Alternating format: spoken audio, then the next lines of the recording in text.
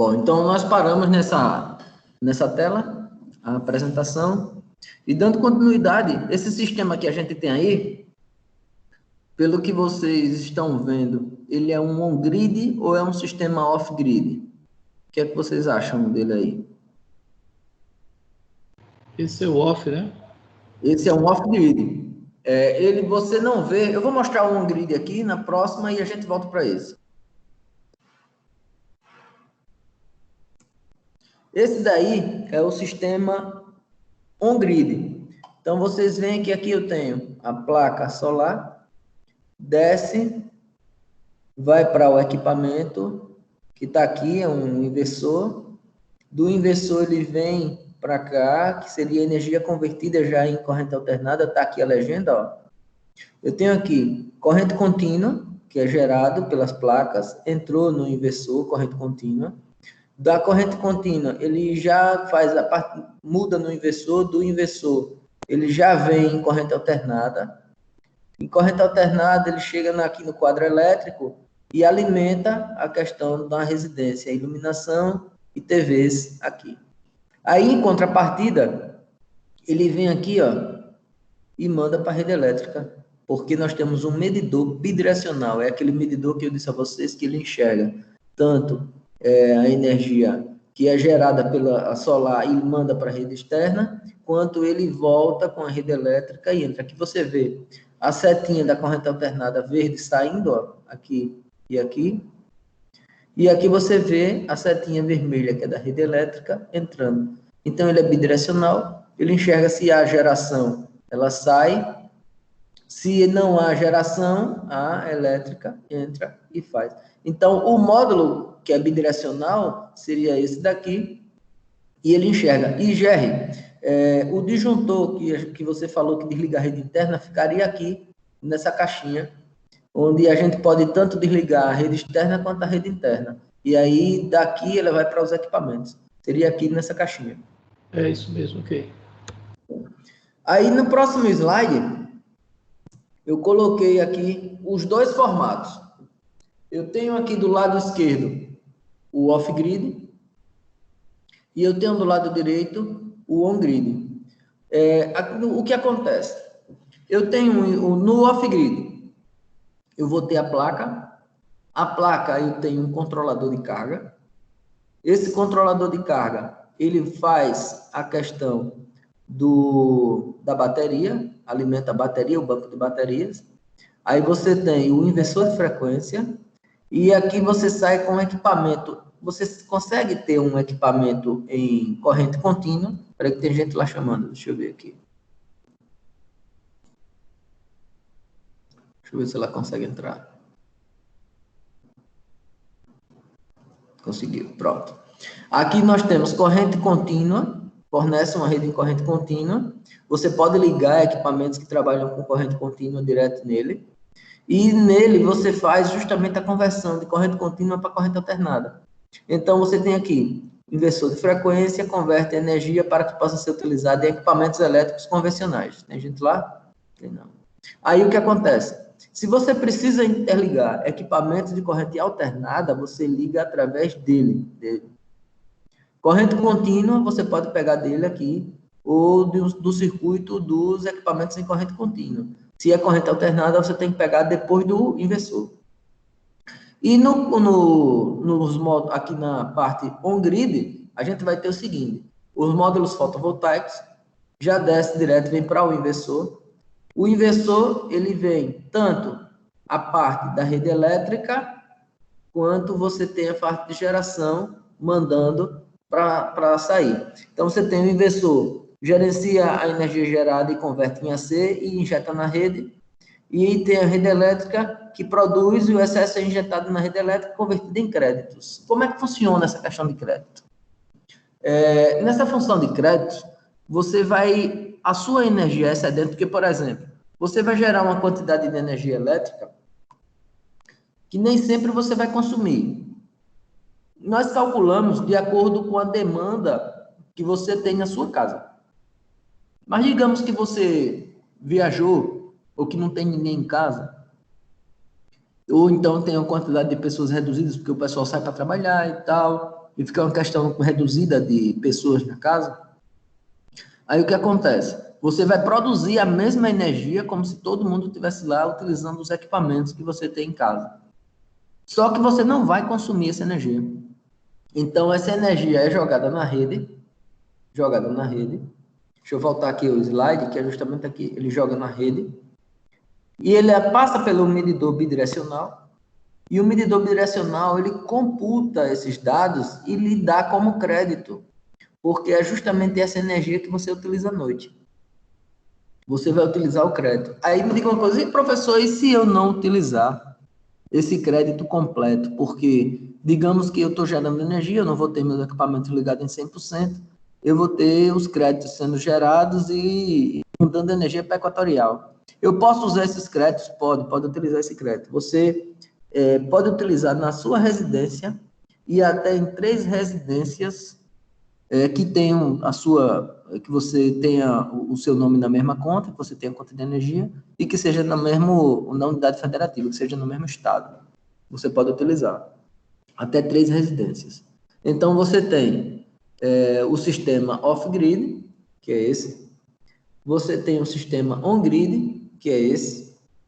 E aqui nós temos o comparativo dos dois lado a lado. A questão que deixa mais caro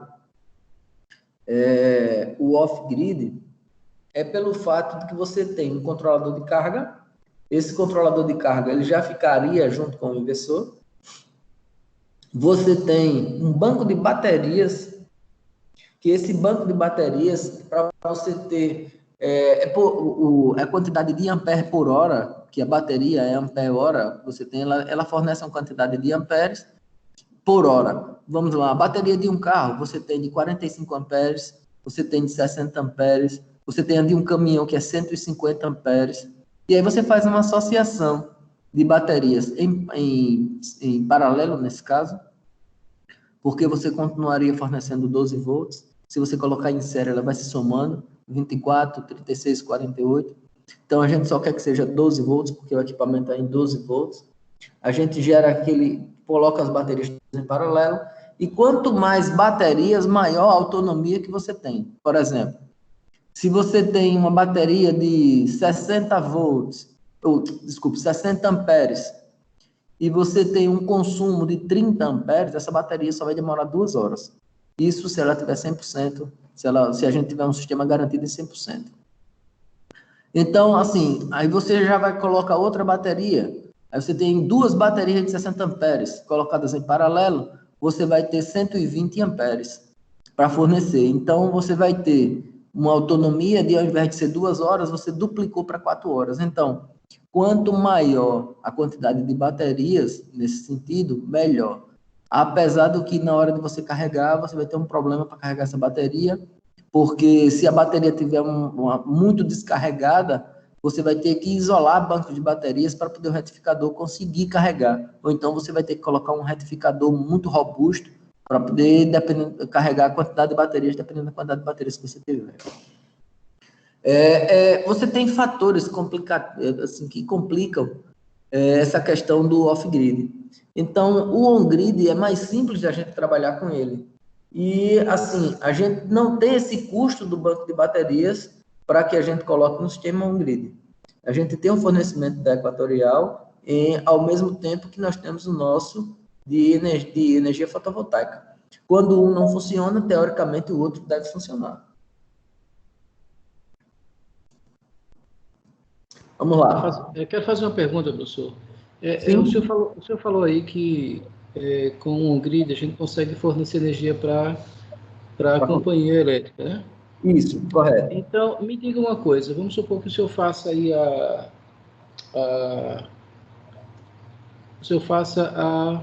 instalação e faça o cálculo, vamos supor, para o senhor trabalhar com 1.000 quilowatts na residência. Aí, de repente, passou-se um tempo e a pessoa adquiriu algum equipamento que consome mais do que isso. Aí a pergunta seria o seguinte: o equipamento, no momento que ele percebe que a potência superou aquilo que ele consegue trabalhar, que as placas conseguem trabalhar, ele traz da rede externa para complementar, ou a pessoa tem que fazer a instalação de novos equipamentos fora desse circuito, usando a rede externa, para poder não prejudicar o que já foi calculado. É exatamente assim. Você teria que utilizar um equipamento fora dessa rede, dessa on-grid, fornecido pela rede externa, para poder você não prejudicar o equipamento que você está utilizando, né? Porque você estaria causando uma sobrecarga no equipamento, podendo danificar o seu equipamento. Então, ele teria que ser revisto, tem que ser readequado o projeto por um equipamento que suportasse esse outro novo equipamento. Ou então você alimenta ele vindo da rede de fora, né? Para poder ele fazer essa compensação.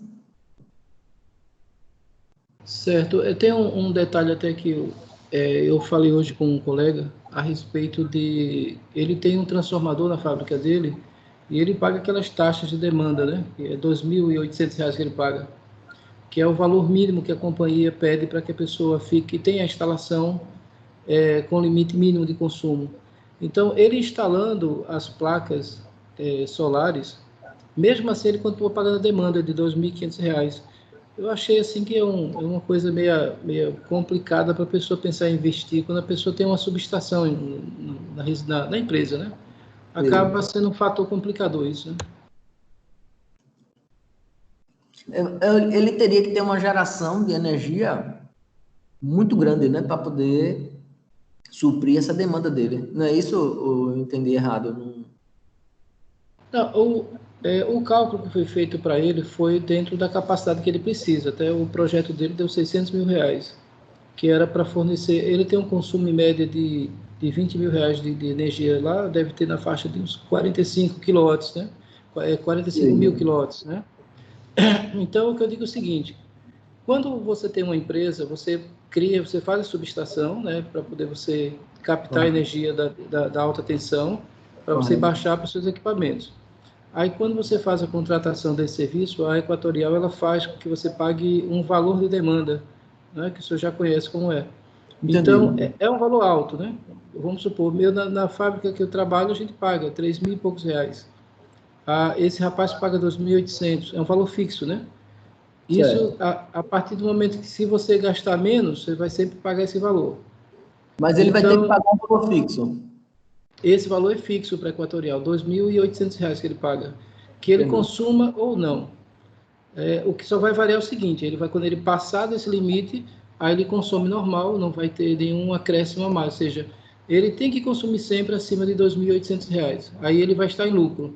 Se ele consumir a menos, ele vai estar tendo prejuízo. Aí com Entendi. as placas solares, para ele é um problema, porque a gente estava conversando isso hoje, que esse valor de demanda não cai. Porque Entendi. caso ele precise da energia à noite, aí ele tem que usar o sistema da subestação que ele tem. E essa subestação vai ter que estar toda paramentada e vai estar pagando a taxa, vai estar fazendo tudo normal, ou seja, acaba sendo um custo a mais para quem tem uma empresa e que o Entendi. custo de demanda é muito alto. Você Muito já interessante essa colocação, é verdade.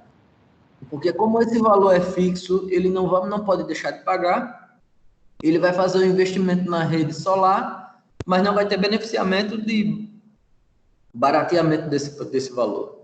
Não é isso? Ele, por exemplo, ele paga R$ 12.000, 12 a R$ 15.000 por mês. Então, desse valor, se ele colocar energia solar, ele vai estar sempre pagando 2.500 2.800 da taxa da Equatorial, mais o investimento, que é o parcelamento que ele disse que o banco faz para ele, isso aí, né? Ele divide isso aí há alguns anos.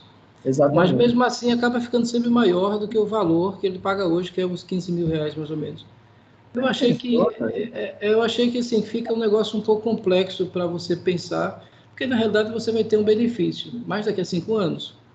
Por isso que eu fiquei lhe Exatamente. perguntando sobre esse Isso. cálculo, né? Porque eu fiquei imaginando, o cálculo para o cara fazer, chegar e dizer, olha, em 5 anos você vai ter o benefício. Aí eu pensei, e não na época de chuva, será que isso está sendo levado em consideração ou não? Né? Porque você tem uma geração menor, você há necessidade, por exemplo, até aproveitando a situação, né? Como a gente estava Sim, falando agora há pouco, se as minhas placas solares, no momento que tiver nublado, tiver sem sol, e ela perceber que ela não tem capacidade de fornecer o necessário para gerar o necessário para aquela carga, O que é que o equipamento faz, o on-grid? Ele corta a placa solar e entra com a rede externa, é isso que acontece? Exatamente, Ele vai abrir o sistema solar e vai entrar com a rede elétrica convencional. É isso aí. É interessante. Eu acho só complexo, assim, para quem vai gerenciar e projetar, tem que ser um negócio muito bem pensado, né? Porque Exato.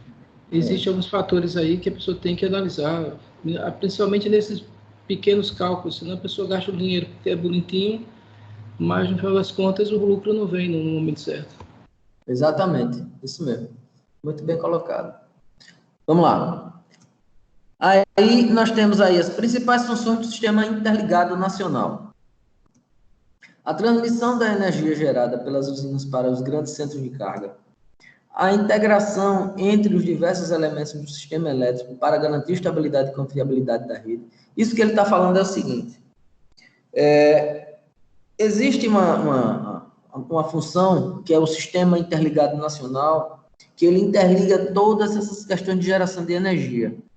Então, ele vai fazer o seguinte, a transmissão da energia gerada pelas usinas vão para os grandes centros de carga. Justamente, ele vai gerar em algum ponto a energia elétrica e vai mandar para esses centros de carga, para tentar baratear e fazer uma compensação na geração de energia que seja regional.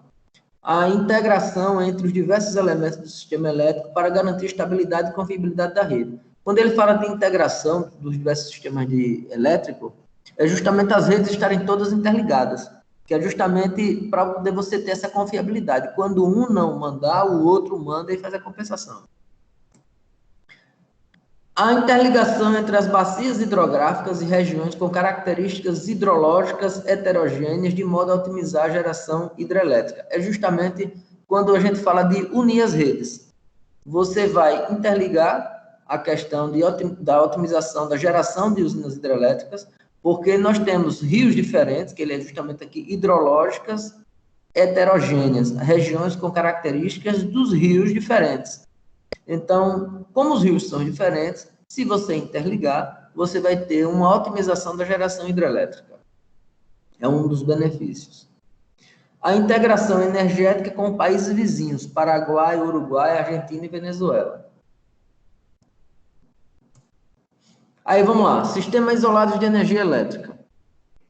Os brasileiros fornecimento de energia, o que é que nós temos aí de sistemas isolados? Acre, Amazonas, Pará, Rondônia, Roraima, Amapá, Mato Grosso e a ilha de Fernando de Noronha. Esses são sistemas isolados que têm de geração de energia elétrica.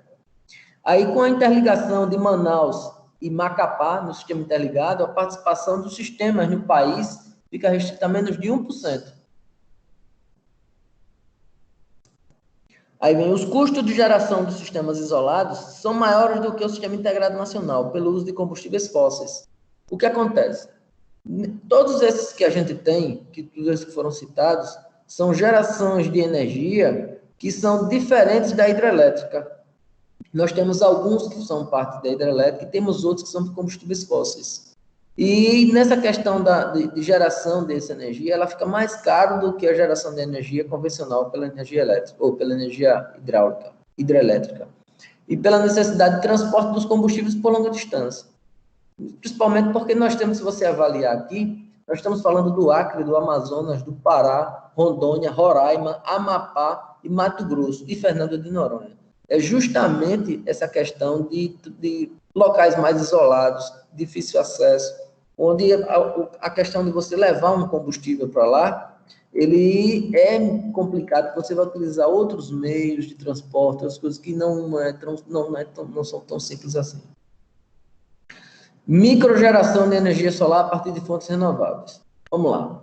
Desde abril de 2012, a resolução da ANEEL, aí 408.2, ficou estabelecido que o consumidor brasileiro pode gerar sua própria energia elétrica a partir de fontes renováveis, ou cogerar qualificada e até fornecer o excedente para a rede de distribuição da sua localidade.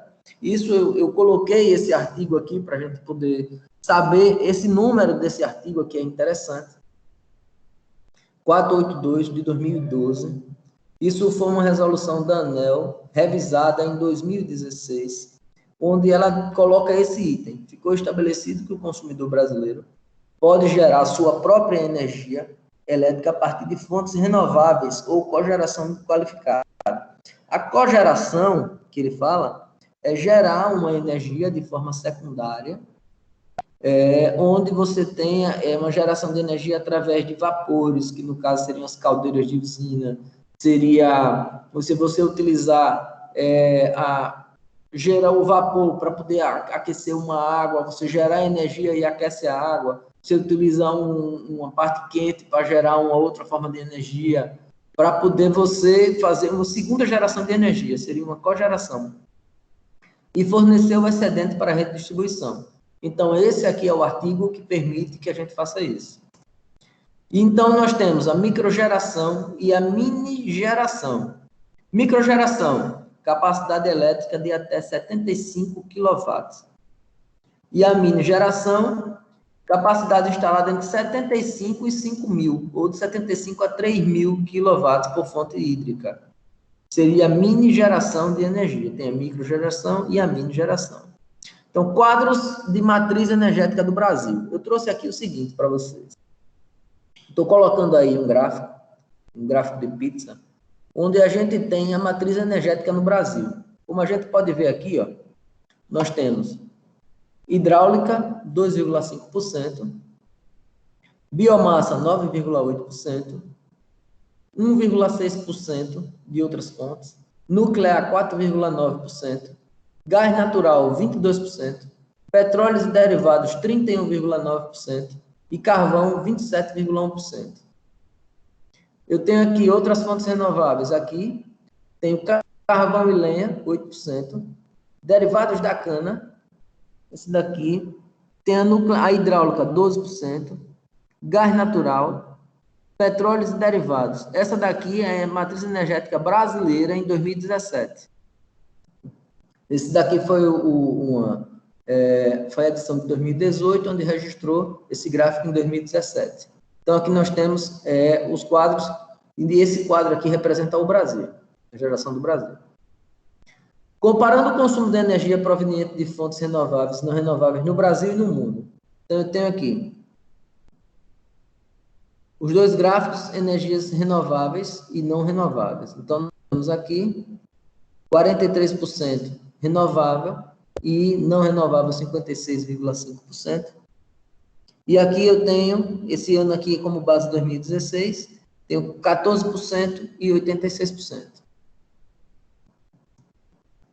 48% da energia do Brasil virá de fontes limpas, renováveis até 2040. Esse daí está aqui a fonte de pesquisa. Então, o que acontece? Isso é 2018. Nós vamos ter um acréscimo de energias limpas no Brasil, de fontes renováveis, até 2040. Nós estamos agora, faltando 20 anos para que isso aconteça. Então, tem muita coisa para ser trabalhada aí, tem muita coisa que vai crescer ainda, são oportunidades de negócio, e a gente está aí para quem quiser surfar nessa onda também, a hora de entrar, porque vai acender. Então, nós temos aqui, fonte de energia no Brasil em 2016. Petróleo, 40%, hidrelétrica, 29%, fontes alternativas, 13%, gás, 11%, carvão, 6% e nuclear, 1%. Nós temos aqui a previsão para 2040. Eu tenho aqui petróleo, 31%, então você observa que tem um comparativo aqui de petróleo. Vai diminuir a questão do petróleo. A hidrelétrica vai diminuir de 29% para 24%, porém ela continua a tendência forte. Fontes alternativas de 13%, ela vai para 24%. Então, praticamente, ela vai dobrar. Gás vai aumentar para 16%, carvão vai cair para 3%, e a nuclear vai aumentar 1%, mas também continua assim, a menor que nós temos, no caso. Então, nós vamos ter as fontes renováveis um acréscimo de 48% nas fontes renováveis. Nós vamos ter aqui das fontes alternativas, você vê que ela quase dobra a expectativa para 2040.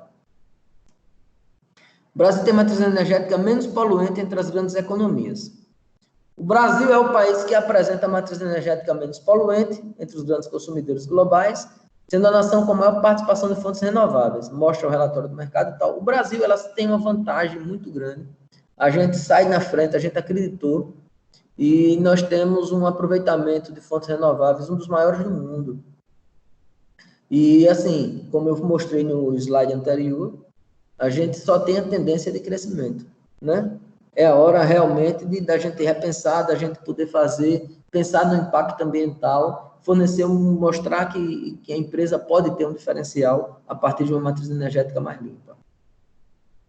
O país deverá somar quase 45% de fontes renováveis no consumo final em energia até 2023, principalmente em função da bioenergia e nos transportes e na indústria. Então, aqui, nós vamos ter a hidroeletricidade, vamos ter bioenergia, e aqui em 2023 nós vamos ter, somando fotovoltaica, eólica, bioenergia, hidroeletricidade, nós vamos somar 45% de fontes renováveis em 2023.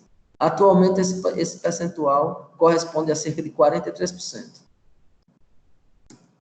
Então, nós temos aqui a economia, investimentos em energias renováveis. Você vê aí, nós estamos aqui nessa colocação aqui, ó, de investimentos. A tendência dos países desenvolvidos, na verdade, é essa questão de buscar energias renováveis, você observa.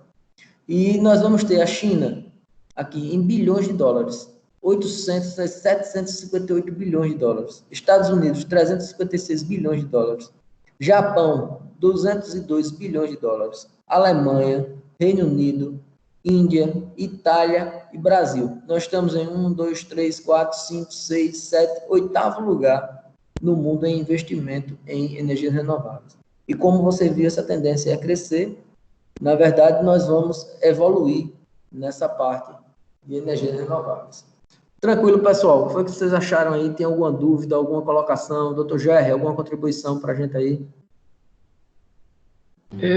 Eu gostei do assunto, professor. Eu me preocupo um pouco com essa questão aí da energia renovável. Eu acho que eu já passei por algumas situações no passado onde eu via algumas tecnologias começando a aparecer e a gente acaba ficando um pouco lento na hora de incentivar, de participar, de aprender e utilizá-la no dia a dia.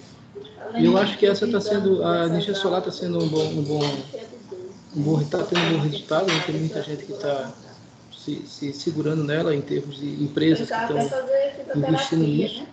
E eu também me interesso um pouco por essa questão marítima. Eu acho que a gente não tem ninguém falando muito sobre isso, por isso que eu lhe perguntei algumas vezes sobre essa questão de utilizar a força do oceano para gerar energia.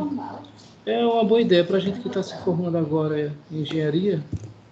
Eu acho que, principalmente essa parte de engenharia de produção, que é uma engenharia que eu acho que ela pensa um pouquinho mais na questão, uma questão maior, não só a parte técnica, como a parte de sustentabilidade, eu acho que a gente pode começar a estudar. Quem começar agora, eu acho que daqui mais uns 5, 10 anos vai estar bem desenvolvido nesse assunto aí. Exatamente. Tá ok, pessoal. Então, Jair, muito obrigado pela participação. Vocês aí também. Eu queria agradecer. Vamos ver se vamos encerrar essa aula da gente. São 9 horas. Compartilhamento, voltar para cá.